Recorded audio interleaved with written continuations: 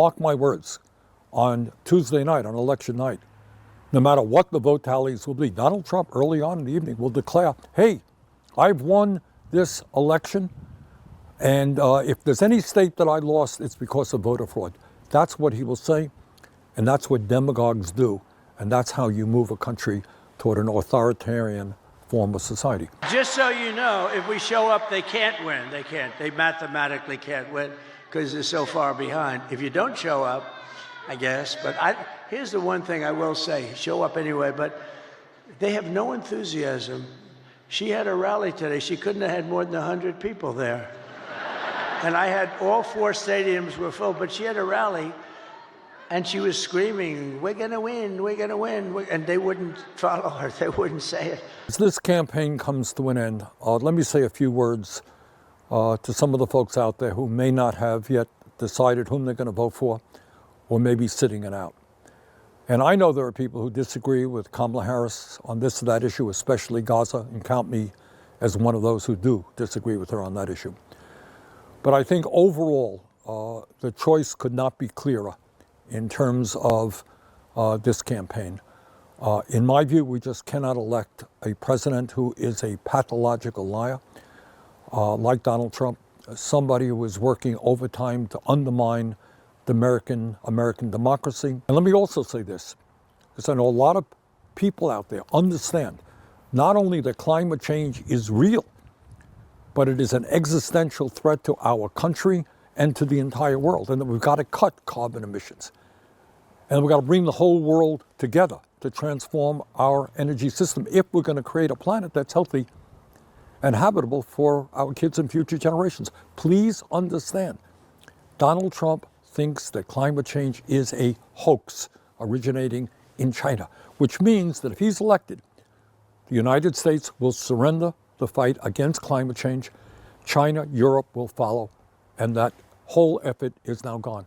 It's over. We've lost the struggle against climate change. That's what happens if Trump is elected.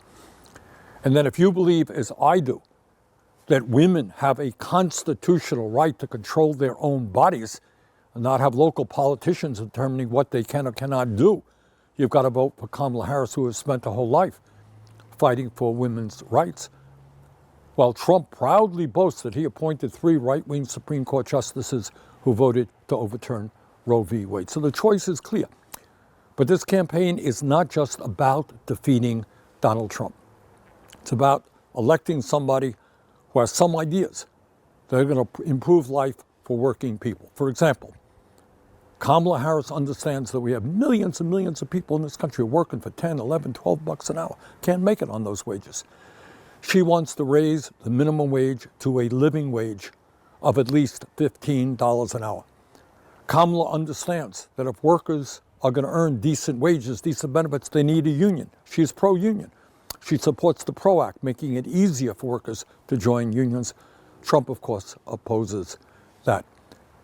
Kamala Harris understands that it is absurd, embarrassing, that we have the highest rate of childhood poverty of almost any major country on earth, and that working parents today are really struggling to bring up their kids.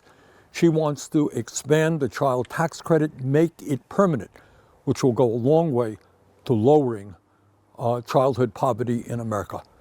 Kamala understands that we have a housing crisis in Burlington, Vermont, Los Angeles, California, every place in between. And then among other things, we have to build millions of units of affordable housing so that we could lower the cost of housing in America.